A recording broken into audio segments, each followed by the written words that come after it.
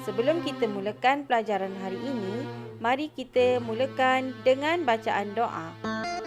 Murid-murid boleh ikut bersama dengan Ustazah. Bismillahirrahmanirrahim. Allahumma aftah alaina hikmataka wanshur alaina min khazaini rahmatika ya arhamar rahimin.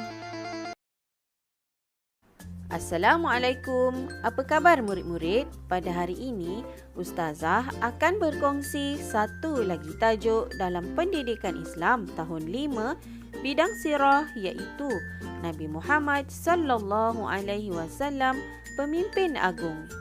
Murid-murid, mari kita perhati dan fikirkan. Di sini Ustazah kongsikan beberapa contoh kepribadian Nabi Muhammad sallallahu alaihi wasallam, iaitu yang pertama, amanah dan menepati masa. Nabi Muhammad juga seorang yang kuat beribadah. Baginda seorang yang penyayang, rendah diri serta bertanggungjawab dan menghormati orang lain. Nabi Muhammad juga suka membantu menghindari perkara sia-sia. Selain itu, Nabi Muhammad menjaga hubungan dengan Allah Subhanahu wa Ta'ala.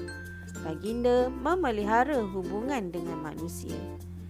Baginda juga menjaga tutur kata dan beradab sopan.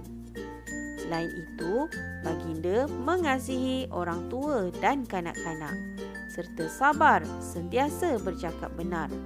Dan baginda juga seorang yang suka bersedekah, tenang dan pemaaf. Banyak di sini contoh kepribadian Nabi Muhammad yang perlu kita contohi sebagai akhlak yang mulia di sisi Allah.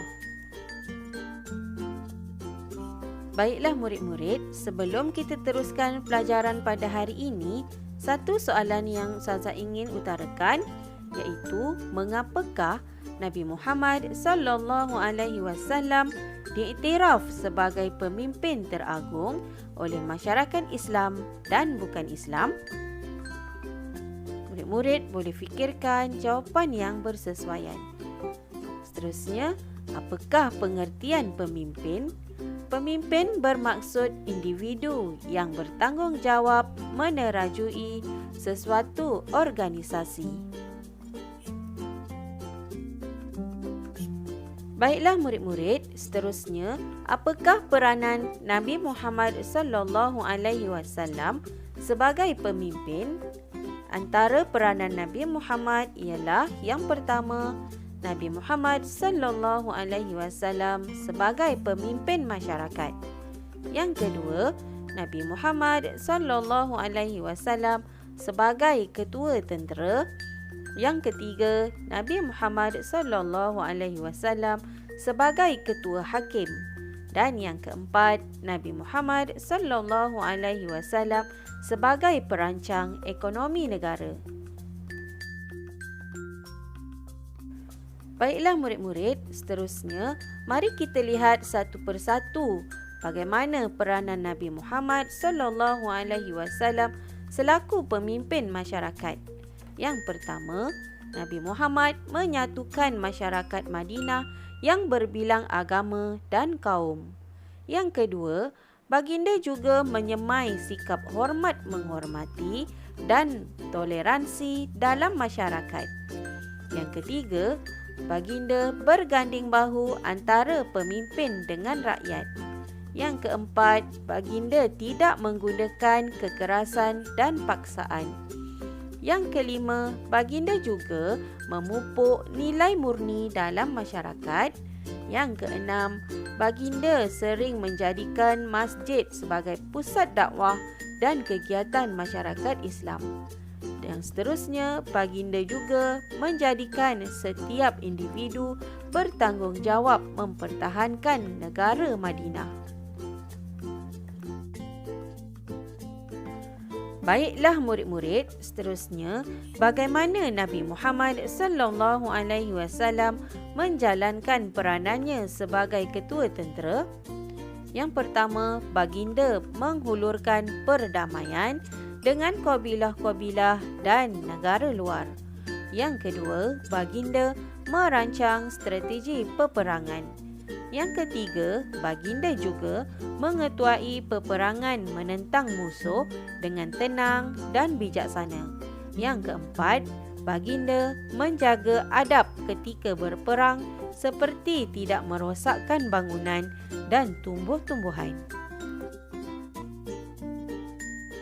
Baiklah murid-murid, seterusnya bagaimana Nabi Muhammad SAW menjalankan peranannya sebagai ketua hakim? Yang pertama, baginda menjadikan Al-Quran dan petunjuk Allah Subhanahu Wa Taala sebagai asas menjatuhkan hukuman. Yang kedua, baginda seorang yang adil dan saksama serta berpendirian tegas. Yang ketiga, baginda menjatuhkan hukuman berdasarkan bukti dan saksi tanpa pilih kasih. Baiklah, seterusnya mari kita lihat apakah peranan Nabi Muhammad SAW sebagai perancang ekonomi negara. Yang pertama, baginda menghapuskan dasar ekonomi jahiliah. Yang kedua, baginda mewujudkan dasar ekonomi Islam yang adil. Yang ketiga, baginda juga memungut zakat daripada mereka yang wajib mengeluarkannya. Yang keempat, baginda mengagihkan zakat kepada mereka yang layak sahaja. Yang kelima, baginda akan membasmi segala bentuk penindasan seperti riba, rasuah dan penipuan. Baiklah murid-murid, seterusnya mari kita hayati dan perhati ciri-ciri kepimpinan Nabi Muhammad SAW sebagai pemimpin unggul. Yang pertama, kaum musyrikin Mekah dan golongan Yahudi telah berpakat untuk menyerang Nabi Muhammad SAW dan kaum muslimin di Madinah. Segala persiapan dilakukan dengan rapinya agar peperangan kali ini dapat mengalahkan Nabi Muhammad SAW dan menghentikan dakwah baginda. Baiklah, seterusnya berita ini telah sampai kepada Nabi Muhammad SAW yang sentiasa bersedia dan berwaspada terhadap pergerakan musuh Islam. Baginda juga bersegera mengadakan mesyuarat bagi mendengar pandangan anggota mesyuarat tentang strategi mempertahankan negara Madinah daripada serangan musuh yang sangat ramai. Baiklah, seterusnya sahabat Nabi Muhammad SAW yang bernama Salman Al-Farisi mencadangkan agar dibina parit yang dalam dan besar di sekeliling kota Madinah. Baginda menerima cadangan yang terbaik, lalu proses penggalian parit dimulakan.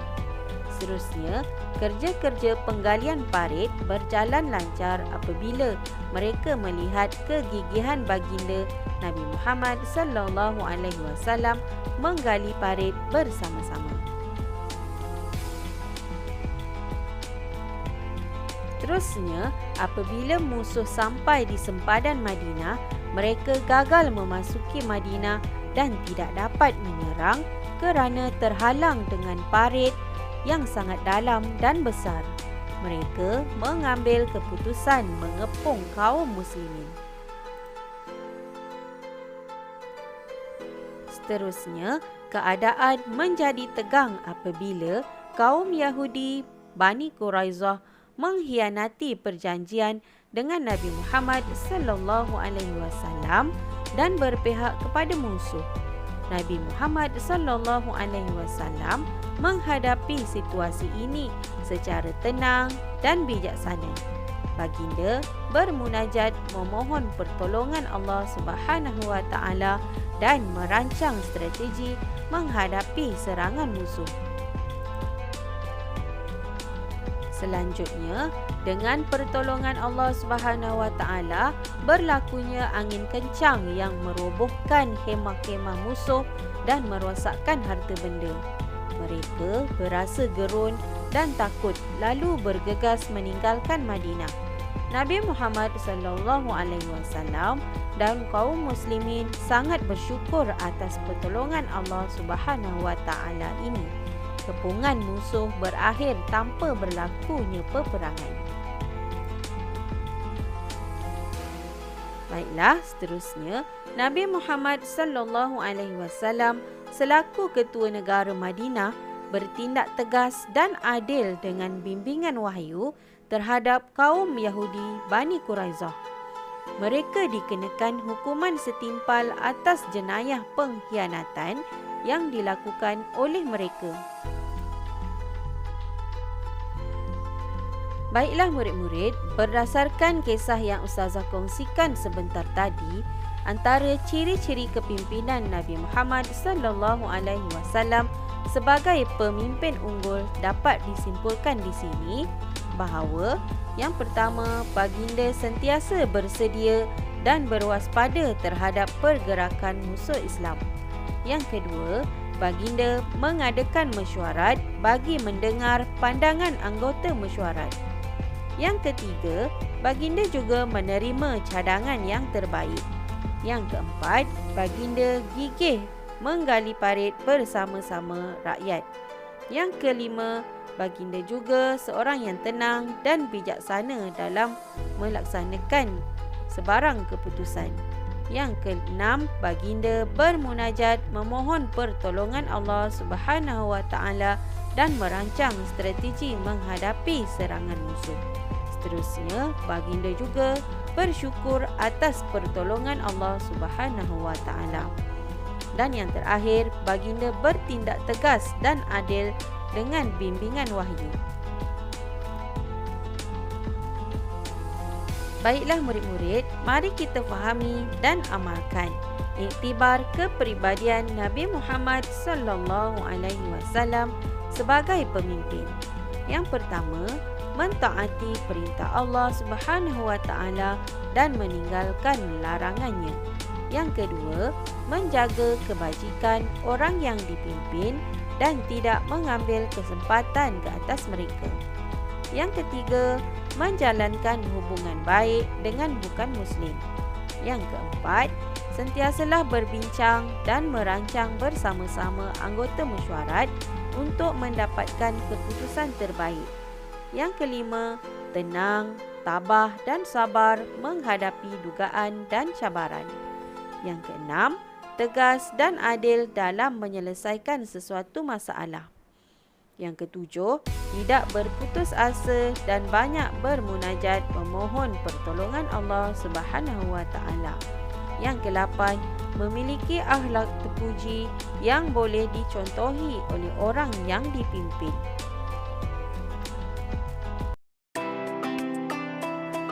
Baiklah murid-murid, sebagai rumusan untuk pelajaran kita pada hari ini, Nabi Muhammad SAW merupakan seorang nabi dan pemimpin agung yang mesti kita contohi dari sudut ibadah, akhlak dan kepimpinannya.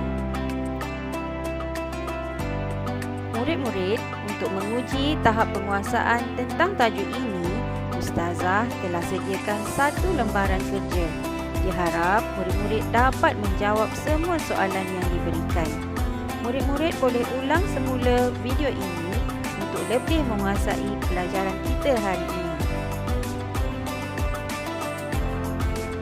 Untuk akhirnya, Ustazah berharap agar murid-murid dapat memahami pelajaran kita pada hari ini. Setakat ini sahaja. Sekian, terima kasih. Jumpa lagi. Wabillahi taufiq wal hidayah. Wassalamualaikum warahmatullahi wabarakatuh.